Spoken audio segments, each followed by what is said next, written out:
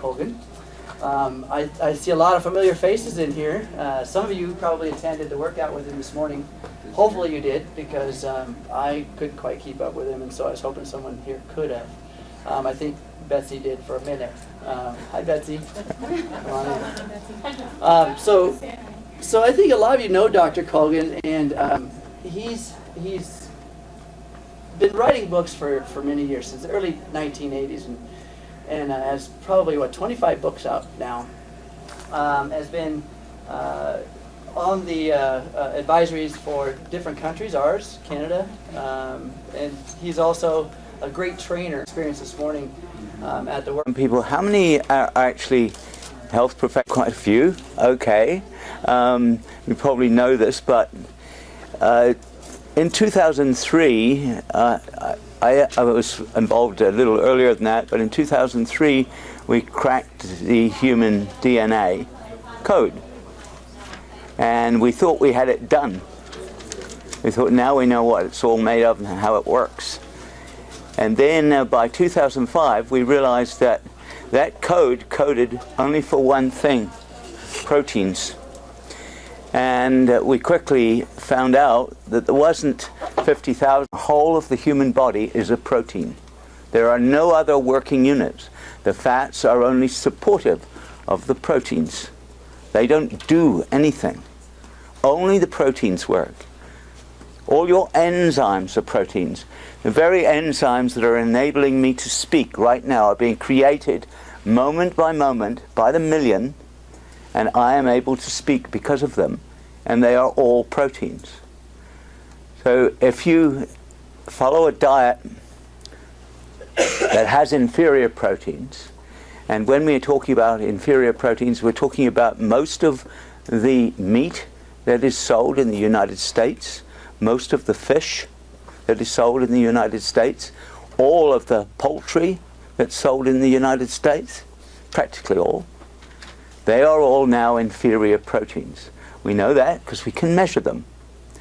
So if you eat those things, and you eat them for your proteins, then you are going to make inferior cells. And the very health crises we have at the moment are as a result of us not eating the right thing. Nothing else is really very important, because nothing operates in your body except by the DNA code making proteins. So you might ask why scientists like me, who is known about this for some time, and because of that lives on a small island off the coast of Canada, where he grows his own food, grows his own cattle, grows his own sheep, grows all his own fruit, and it's all organic, and he breathes clean air because it's miles and miles from the coast. And why I would be concerned about a company like Isogenics, why I think that it's any good. Well, I was very surprised. It took a lot of persuasion, a lot of arm twisting for me to go and actually meet Jim and Kathy Coover down in Phoenix, who run the show, who are the owners. And it took 5 years. It took Jimmy Smith and Warren Lance 5 years just to get me to go down there. And really the only reason I went, because they offered me a first-class trip. I thought it would be interesting. And I took some of the products away and I got them back to my lab, which I have on the island. And as soon as I put the protein through the spec, I thought, I know that protein. Because I had worked on the very same protein in New Zealand when it was first made in 1981. And I was very surprised. And I rang Jim Coover and said, I know where you get your protein. You get it from... And he said, oh, we don't like to tell people that. So I can tell you the major reason that I am here in terms of the science was because they used that protein. Because I studied it for something like 20 years. And I studied it in relation to all sorts of other proteins. Every other protein we could get, I studied them at Rockefeller University. I studied them with athletes. I studied them with people with wasting diseases. And I went round in a great circle looking for something that was better than the whey protein concentrate from New Zealand. And I could not find it. And in 1993, I wrote a little book called The Right Protein for Muscle and Strength, in which I covered the science of it. What we knew then, we know a lot more now. And that was one big reason that I joined the company, because they used that protein. And I was sort of instrumental in getting the Isoline Pro out, because I had to use a 35-gram protein shake with athletes for many years. And I knew that they could absorb that much. Whereas the most shakes that you get on the market that are made, some of them are made of good whey protein concentrate, are 12 to 15 grams of protein. Isogenics had one that was 23, now 24, which was unusual, very unusual because most of the ones that are used in hospitals are 12 to 15 grams of protein. So I was pretty intrigued by that. And then I thought, then I looked at another product, the Ionic Supreme, and it had a number of adaptogens in it, which I'd been using for a long time with athletes. Every athlete that I worked with, I used adaptogens, and we started using them after Yuri Gagarin went into space.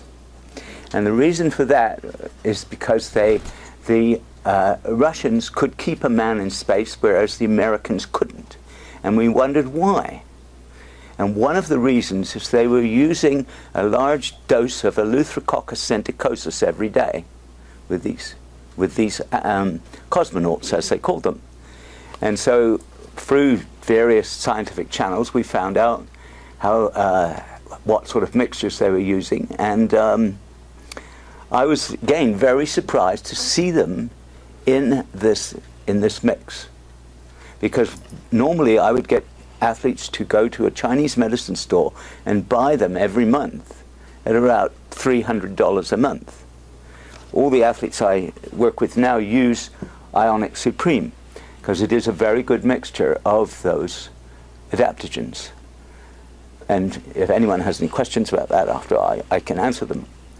So that was two things that interested me, because it wasn't the usual thing that I had been exposed to. And I get exposed to many companies. Many companies send me their products, want me to join their boards, do everything. I have never, apart from the companies that I have personally designed the products for, I've never joined anyone's board before. And there were other reasons. When I went to Phoenix, I found that they had a real scientific team. I mean, people you could look up in the National Library of Medicine and find that they'd actually published some stuff. And they sort of knew what they were talking about, rather than people who've never published anything, which is generally the majority of the chemists that you find in nutraceutical companies. It's generally a poor man's job.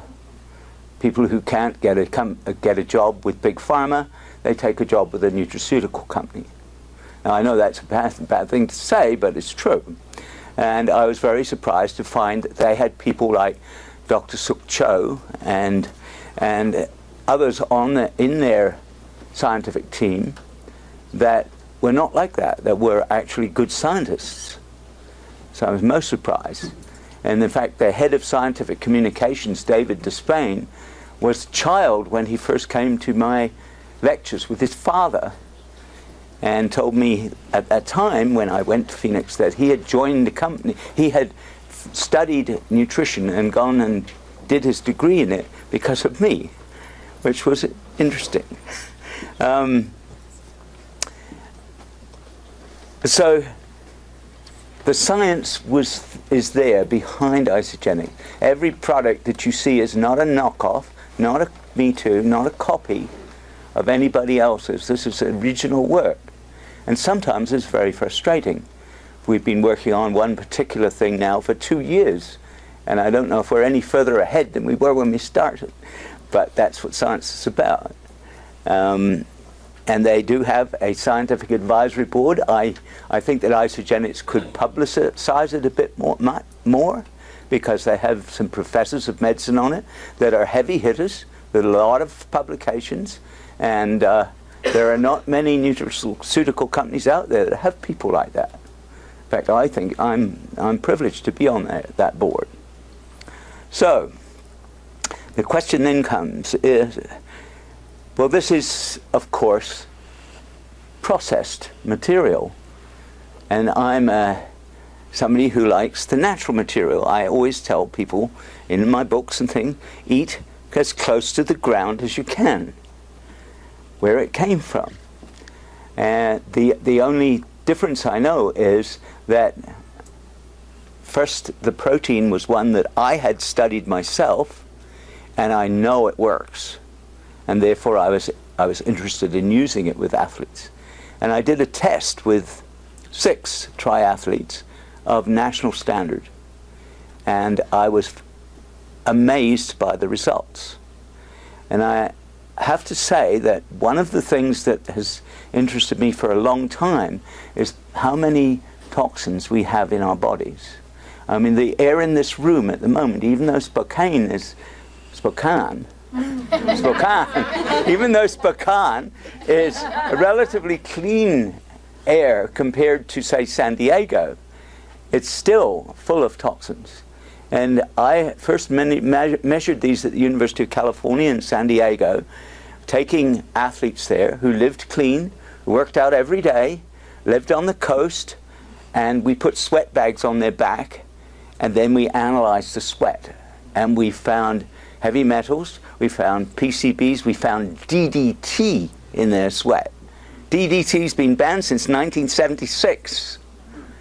DDT, the sweat people of young guys in California. So that was so bad that I rang some friends of mine at the University of Chicago, and I said, I'm getting these amazing results and people sweat. And they said, oh, send. So I sent them down there, and they rang me back up and said, they're a lot better than ours. They had been doing the same thing, and they were finding the toxicity of athletes in Chicago was terrible. So if you think about it, the average person is like that.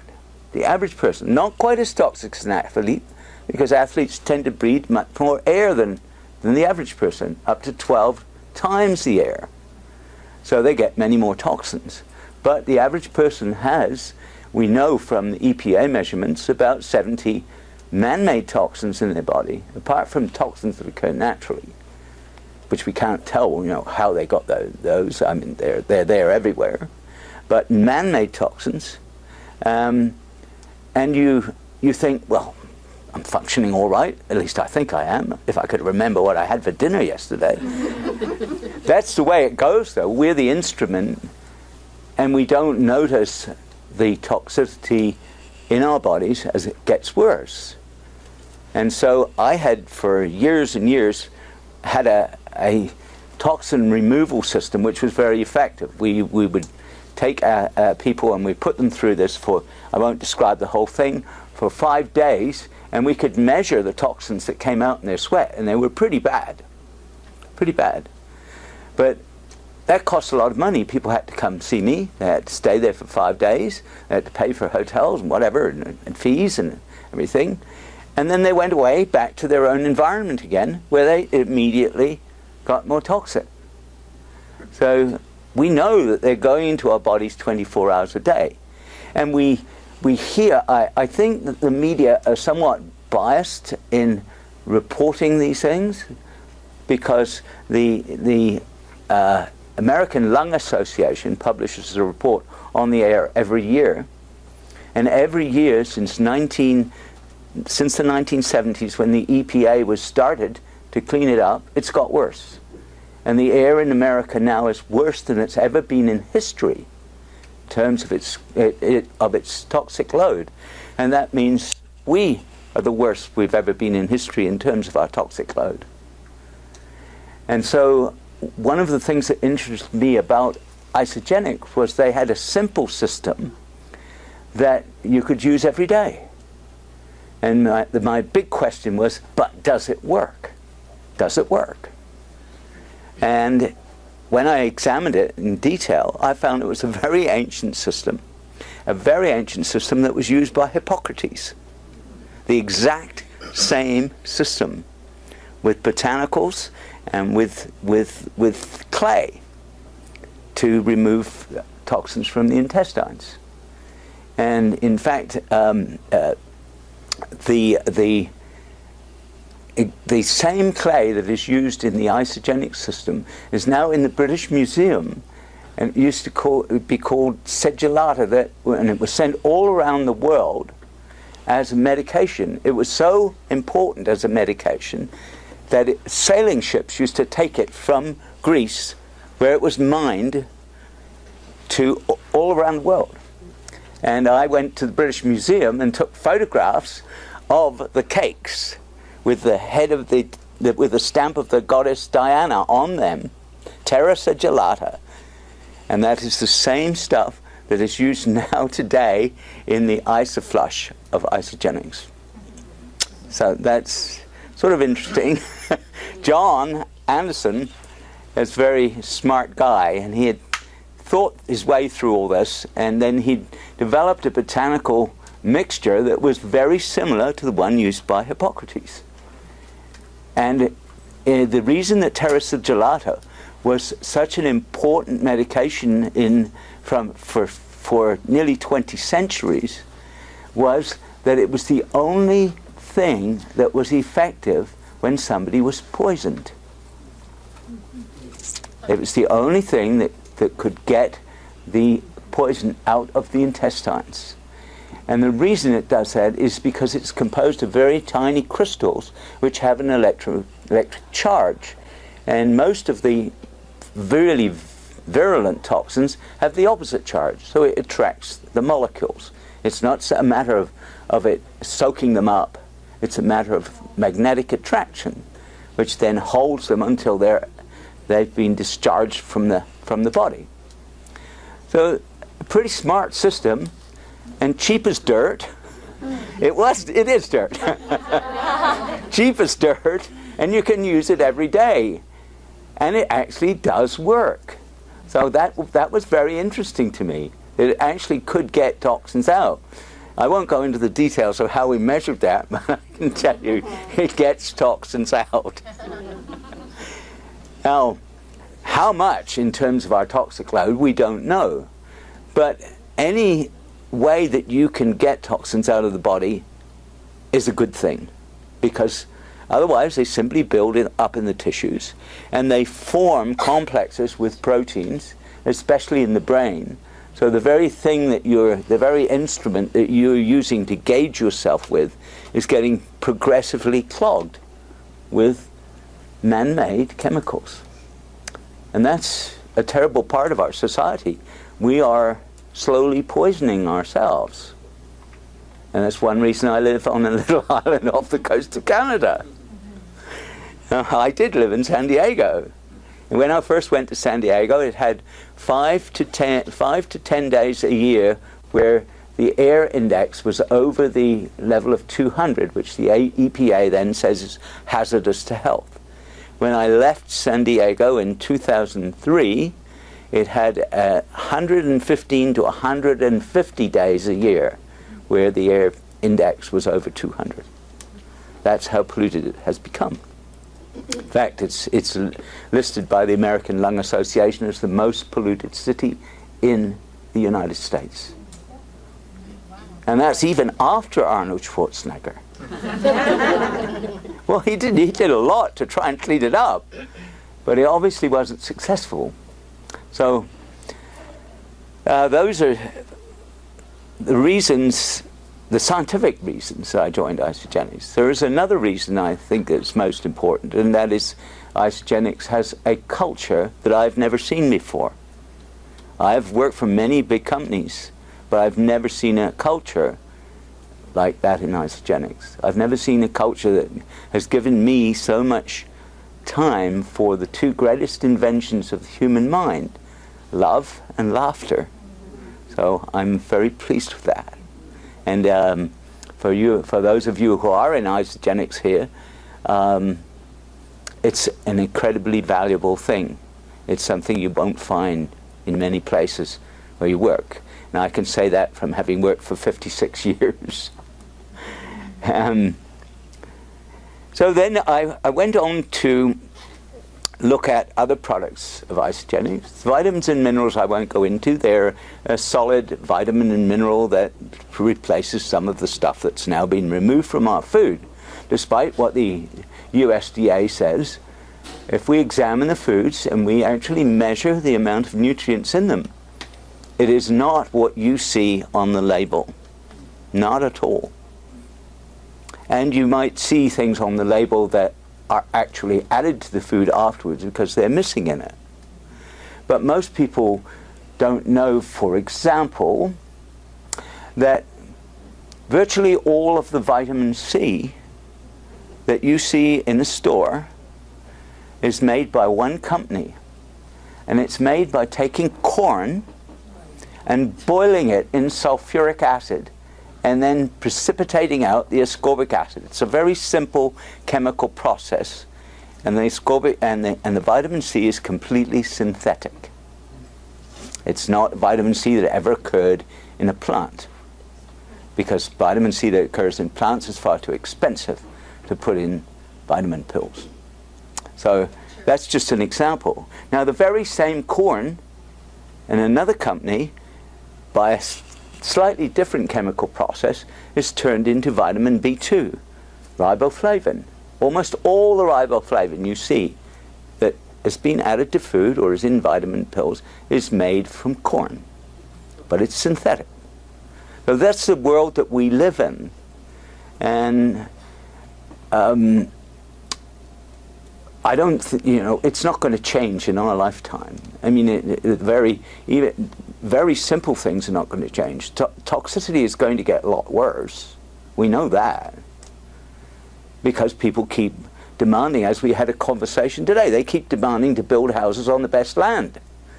The best land that should be growing food. So the smaller and smaller space left to grow the food, and greater pollution from the people that live on the land. So there's no way that the toxicity is going to go down. So we have to have better systems individually to clean ourselves up. Just like many people today, I don't know how many in this room, but I'll ask, how many people have a system in their house for cleaning their water? Oh, quite a few. Me too. Now, I live on an island. I live on the freshwater lake. I guard that lake. I don't let people put stuff in it. I don't let people take their horses in the lake even. I know I'm crazy about that. Don't you take your horse in my drinking water. But I still have a reverse osmosis system in my house to clean the water. Because even on an island which is lightly populated, the water is polluted. Sad thing, but it's true. So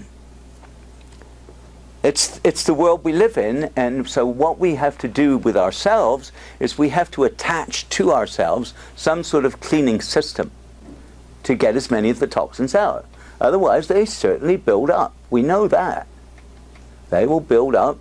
If you go and you spend 2 weeks in San Diego, you are going to come back with a toxic load you didn't have before. There's no way around it, and it doesn't matter what restaurant or anything that you eat in.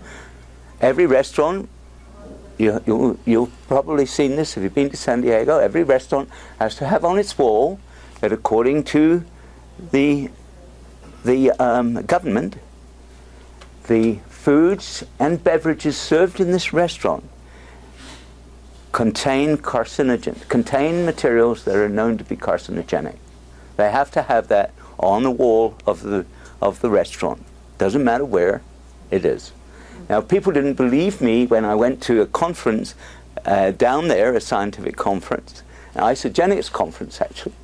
I took photographs of the hotel wall in the restaurant. I took photographs of the upscale restaurants all around, and I showed them on the screen. People didn't realize that they were sitting next to a notice that said that the foods and beverages served contain substances known to be carcinogenic. But that's the way we have to live, so we have to clean ourselves up. And if we can find something that is pretty clean to provide major nutrients, like the protein that we have in the isolene protein and isolene pro, then it's a hell of a good start, because every working unit is a protein. Every working unit. If you eat chili dogs for protein, you will grow a chili dog body. There's no way around. You'll think with a chili dog brain. Every brain cell works only on proteins. All the enzymes that are ticking over in your brain right now are all proteins, and they're all made from the proteins that you eat. So if you can get a clean protein to eat, then that's a real bonus. If you can get a simple and cheap system to every day cleanse some of the toxins out of your body, then that's another big bonus. So isogenics is sort of ahead of the curve just on the cleansing system and the protein, ahead of most of the companies that I know. And that's why I joined their board. Now, I'm not going to cover a huge number of things, but I would like to talk about product B. Product B, when the company first told me that they were working with Bill Andrews, I thought it was sort of a euphemism for, we've contacted him about something. And therefore we can use his name. So I really didn't believe it. And Jim Coover said, I'll arrange for you to have dinner with him, discuss the project. So he did. Because I'd known Bill Andrews since the 80s when he started working on telomeres. And he is a leading scientist on telomeres in the world. And I thought, he's not going to be working for a little nutraceutical company. He's not going to do a project with them. They don't have enough money. But sure enough, he was doing a project that John Anderson had persuaded him that he could produce a botanical which would excite the enzyme telomerase. And that was very interesting to Bill. He didn't believe it for a moment. He told me he didn't believe it. And John sent him 15 samples, and he got a hit the first time. And he said, that sold me. And I said, you got a hit on the HALA system? He said, oh yeah. Show me all the data. I was convinced. And he is working on the project with isogenics. And it's a solid project. And it'll be going on for years yet, but because the human measurements have only just started, and they're very, very complicated. And you have to imagine, if you want to say that this substance, we know it excites telomerase in the test tube. We actually know it now that it excites telomerase in a human being. But we don't know that it does anything for telomeres yet, because telomeres shorten very slowly. It takes you a whole lifetime for them to become short enough to kill you. And they do that in about 80 to 90 years. That's why most people don't live any longer than that. Because your own systems go in and kill your DNA. Because the telomeres get too short to protect them. So the work that got the 2009 Nobel Prize, it was a breakthrough in our study of aging. Before that, anybody who said that they could extend human life to 100, 120 years was talking through their hat, because we knew about telomeres in the 1960s. And we knew they shortened at a particular rate. And we knew, of course, things like toxins and lack of exercise and poor food can shorten them faster. But even in the ideal conditions, we knew that they shortened so that by the time you were about 80, 85 years old, they got too short to support your DNA, to protect it. So anybody was saying, well, we can, stand on your head and drink this 3 times a day and you're going to live to 100, we knew they were talking through their hat. So it was a very important breakthrough in 2009 when the Nobel Prize was awarded for the work on telomeres. Because it was the probably the first, no, I would say the second real breakthrough in the study of aging. The first breakthrough was much earlier than that, and it was the finding that if you reduce your caloric intake while maintaining your nutrition, then you will live longer. And that's been proven again and again now. And we don't do it because generally the public doesn't, I don't think they believe it. Either they don't believe it, or they think that aging is not going to happen to them individually. I wish that were true, but there's nothing else out there except caloric restriction and the reduction in the length and maintaining the telomeres so that they don't reduce every decade by a certain amount. Those are the only two breakthroughs in the whole field of aging that are real. So isogenics being involved with one of them is a big thing. Big thing. There is one other telomere support product out there, and Bill Andrews was the man who developed it. He's not allowed to say that, but I am. Because the company he left, I think it was part of his contract that he doesn't talk about it, but I can talk about it.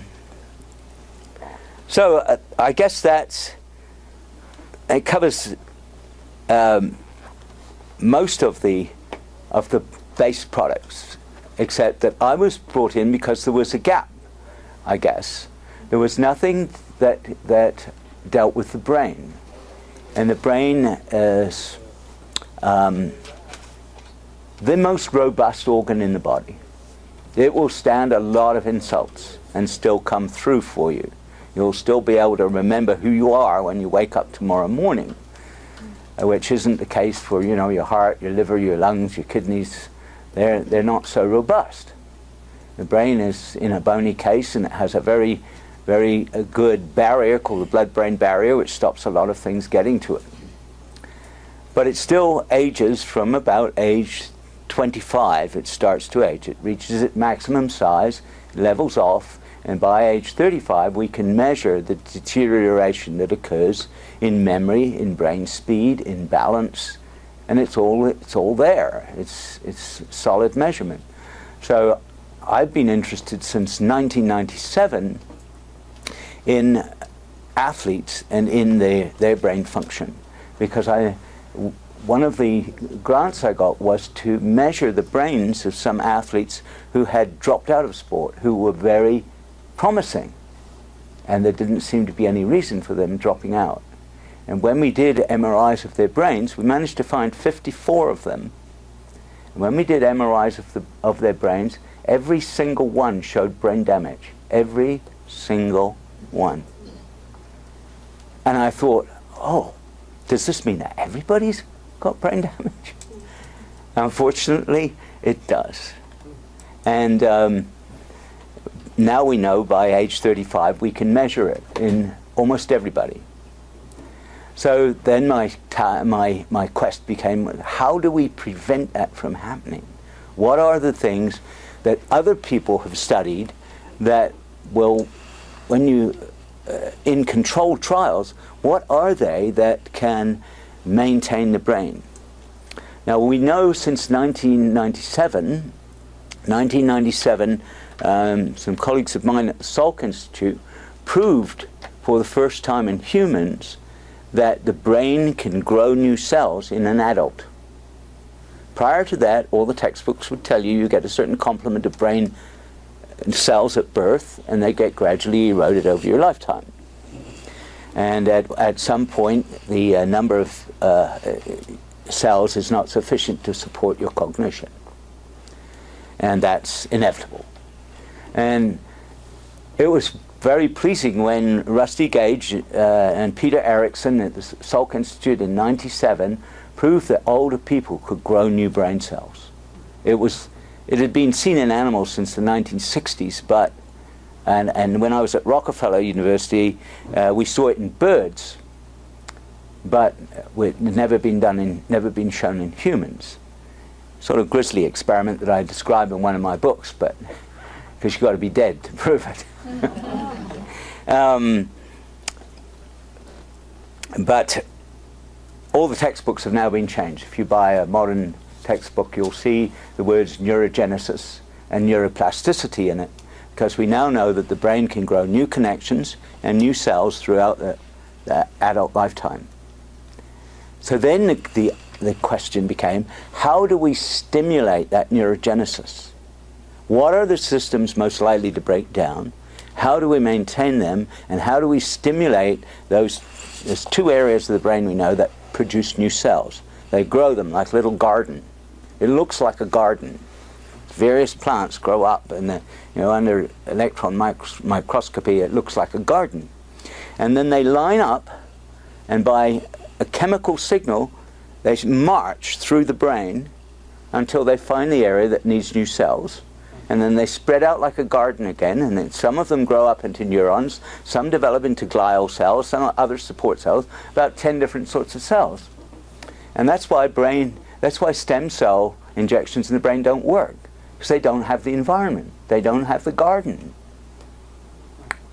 It's much more complicated. And also these little things are pretty small. It's like a journey across the world from them to get from one side of the brain to the other. And it takes them 6 months of steady marching. And during that time they're very vulnerable. They're very sensitive to insult, and they'll die off. So you can see the task's getting bigger and bigger. Not only how do we stimulate them, but how do we protect them until they can get to the spot they're supposed to be at and repopulate it with cells. So that's what I've been working on since 2003, so it's 10 years now. And in 2011, Jim Coover said, we will support your work on the brain. And so I've been continuing with my research, and out of that has come the brain boost and sleep support products, because the brain boost is the result of our analysis of something like 10,000 controlled trials throughout the world, and finding those substances, there were over 100 of them, that can stimulate neurogenesis and that can protect the two systems that most fail in the brain. And I'll tell you what those are. The first one is called the acetylcholine system, and it is responsible for the formation of memories. And when that fails, then people develop Alzheimer's. The most prominent symptom is a profound loss of memory and the inability to form new memories. And the second one is called the dopamine system, and if it fails, it produces Parkinson's disease. That is the second most frequent diagnosis of brain degeneration. So we examined all of the trials that were any good, all of the really good controlled trials on Alzheimer's and Parkinson's, and what were the substances that were non-toxic, that were not costing the earth, that were preferably some extract that you could make from a botanical, because then they tend to be much less toxic and they're much more available. And we came up with a list of over 100, and then we had to knock some of them off because of possible toxicity, some of them because of allergic reactions, all sorts of things. And we came down finally to a list of 15 substances. And then we had to find them throughout the world. We had to find them and test them to see that they were potent. And that was quite a job. And then we decided on only 9 of them. 9. So 8 have gone into the brain boost, and I'll tell you about that in a moment. And a couple have gone, there's 9 substances, but there's different forms, have gone into this sleep support. The reason for the 2 different ones is simple yet complex. Each of us has in our body a built-in clock, a circadian rhythm of day and night. If we interrupt that rhythm for only about 5 days, 5 days completely without sleep, and people die. Because sleep runs your body. All your growth occurs during sleep. All your recovery from exercise occurs during sleep. All the growth of strength occurs during sleep. All your skin growth occurs during sleep. Especially for the ladies to know that. If you don't get sufficient sleep, you are not going to have good skin, because all of the growth of the skin cells occurs during sleep. Oh, sleep is controlled by a melatonin rhythm, melatonin released from the pineal gland, and it comes on with the diminution of the light in the evening. Now we interrupt that with artificial light, so very large number of us do not get sufficient sleep. I think there are some people who even sleep with a light on, which prevents their melatonin system from working, which prevents their body from recovering, which prevents them from growing, which ages them faster, and certainly destroys your skin. But we had to make the system that helps to maintain the acetylcholine and dopamine.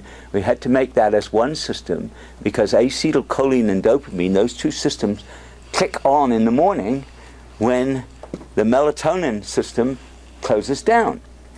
So you can't mix the two. Now I have seen products out there that do mix the two, which is stupid. But that's how we came up with the two different products. And I think they've been quite successful. So with the way to clean the body, the right protein to put into it, which has all the cofactors and all the minerals actually in the protein, which is one of the things that I like a lot about it, because many proteins you see on the market are just proteins. They don't have the minerals. They don't have all the cofactors that protein needs for its absorption and use by the body. So where are you going to get those things? From your food? I don't think so. So if you don't see all the multi-minerals in any protein supplement, then you know it's not going to be very effective, because it can't be absorbed and used. When protein came in nature, it came along with all those things. And unfortunately, the protein we now eat for most of our meat is degraded. So we have to have something a little better. So we have a reasonable cleansing system that does work. They have a very good protein source to provide all the working units of the body. We have an adaptogen supplement, which I used, and the only thing I would ever claim for it is that it helps recovery from exercise, because I have measured that. People claim all sorts of things for it, but it helps recovery from exercise. So that's a biggie, because if you don't exercise, you're not going to live very long anyway.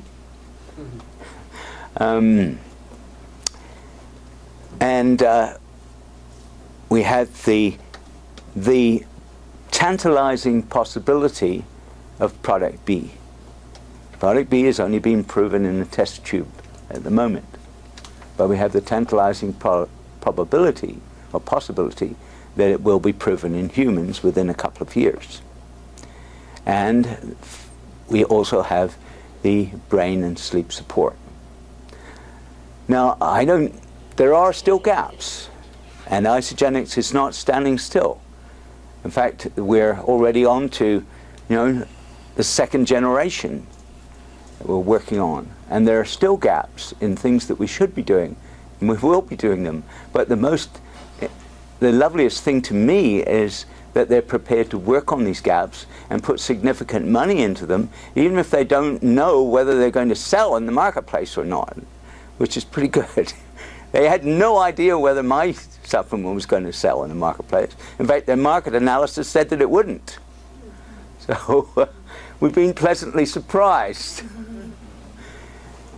So I guess that's the isogenic system. I'm going to been very patient listening to me, but I'm going to throw it open for a few questions, and I'll try and keep the answers short. And so, far away. Yes, sir. Product B also, it says antioxidant support, or I mean antioxidant and telomere support.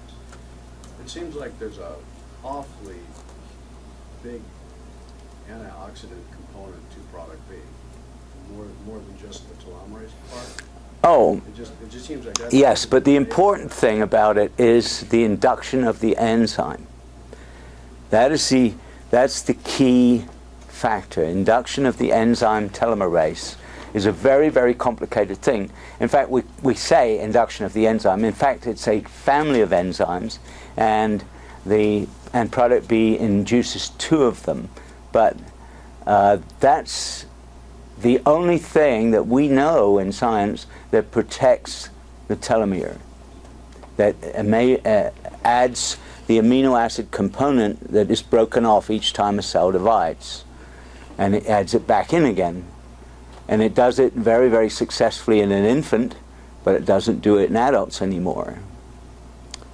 And we think that maybe it doesn't do it in adults because it could cause proliferative growth. But we know that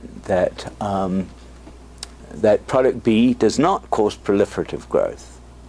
So that's another interesting factor, and that you have to consider. There are many, many things that you can do that will lengthen telomeres, but almost all of them cause unwanted growth elsewhere, and that's what we call cancer. So we don't want anything that does that. In fact, inducing telomerase was thought that it may induce cancer because many cancers have telomerase induced in them as a part of the cancer growth. But we found that, in fact, it's not so. And that's one very important thing that was cleared up in the Nobel Prize work that Elizabeth Blackburn and Carol Greider and Jack Sozak did. So it's not just, there could be a heavy antioxidant component, and I'm certainly not against antioxidants as a means of protecting the body, but it's a much more complicated thing than most people think. In fact, the body produces pro-oxidants as part of its design. And if you load antioxidants too much, you could interfere with that. So people who take, bucket loads of popular antioxidants are not doing themselves any good. Yeah. Does Isogenics or do you know anybody who plans to do studies related to addiction and nutrition? I don't think so. No? It's certainly a worthy study, but costs such a lot of money. I would imagine so. Yes. And that it's terrible to say this, but even in universities and in university departments, you get grants to work on things that will sell eventually. I mean, you get some money for other things, but mostly people want to make something that then can go forward to a patent or forward to a protected sale and make money for the university, for everybody. It's life. Yes, yes. Dr. Colgan, you mentioned earlier about the isoflush and the mineral in there that actually promotes the attraction and pulling out toxins. Yes. And I always understood, and those who are not familiar with isogenics, the isoflush is what I assumed was a part of simply the ability for the body to stay regular. Do you recommend that on a regular basis? Yes, I do. The athletes I work with, those little 2-ounce shots, which I hope I was instrumental in getting out there, they can't oxidize. They're good for a couple of years. They take one of those each evening, each night. So each night with a couple of Isoflush. And as I said, it's not a very agreeable subject, but we have measured the toxins that come out. They do too. No, they do that. Any more? I just have one that kind of goes with this. The walnut hull powder that's in it, what is its role? Because I find just with getting a lot of people. Sorry? The walnut hull powder in the flesh, because of a lot of nut allergies, I'm getting a lot of people that actually can't take that part of the program. So what is its importance to? I think its importance is just as a scouring agent. Okay. I think it would be better. You may see that being replaced with bamboo. You mentioned our vitamin C, or how vitamin C and B2 riboflavin is made from corn and the different processes. What is our source? Same. Oh, okay. It's a sad part of life, unfortunately. Yeah. You can go into a health food store and you can buy acerola cherry vitamin C. According to the regulations, if you have a vat of ascorbic acid made from corn and you stand on the other side of the room and you throw a handful of acerola powder, you can call it acerola vitamin C. Okay. Yes, sir. I know you mentioned there's help for regrowing brain cells. Yes. Has there been any testing on the project of neuropathy, of renewing anything in that respect of the nerves? Has there been any studies on this product? Yes. No. Or any that you know of? I mean, Oh, there have been many studies, yes. On neurogenesis, it's a very big topic now in research, and there are several of the components of that have been shown in controlled trials in other people's laboratories to grow new brain cells. Yes, it's very encouraging. Yes, ma'am. So the brain boost, if someone has Parkinson's, do you recommend taking it as directed or a more aggressive approach? Well, I unfortunately cannot, from an isogenics point of view, I cannot comment on medical problems and the products. So, but there is the Dr. Dr. Ina Nozak at Isogenics Corporate who answers those questions every week. Okay, thank you. Okay. Do the products you have here work adversely against any medicines, like heart thinners or... Work what? Work against or adversely against a medicine that you have prescribed? Oh, that's an important question. A lot of substances we had to discard because they have interactions with common medications. You can't have things that have interactions with medications. So we had to discard those. So they don't interact with medications, as far as we know.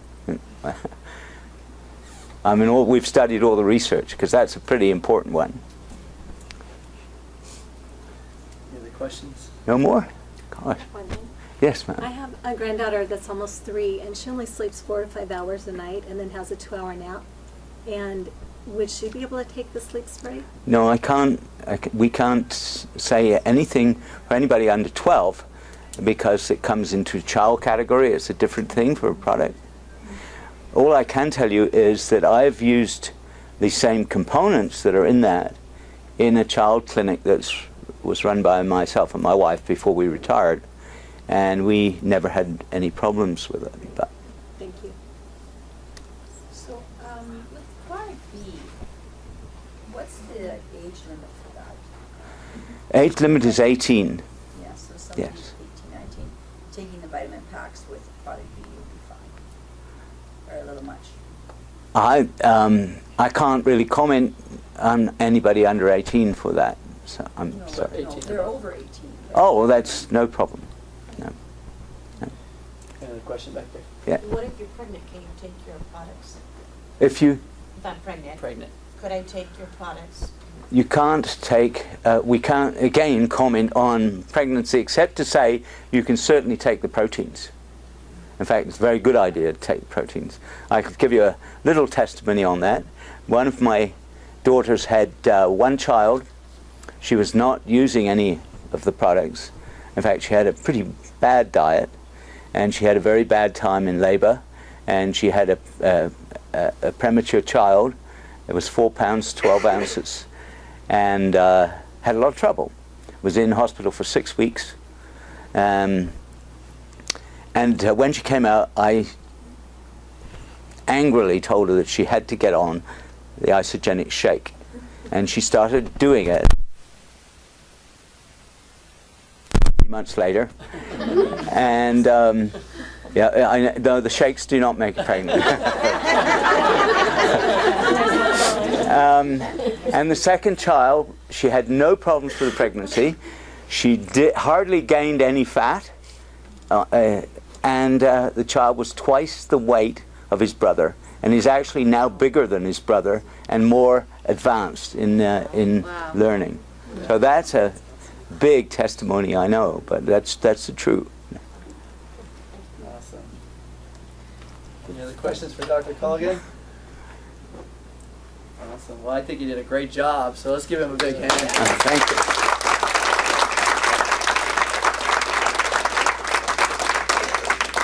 Dr. Colgan's books are going to be available. Sound Concepts finally made it. I know some of you knew that they were MIA. They're here. And so he's got his books, and Dr. Colgan said he would happily sign and autograph any of the books you guys want to purchase. So they are available, and the Sound Concepts guy is right down the hall. So Okay. grab them up.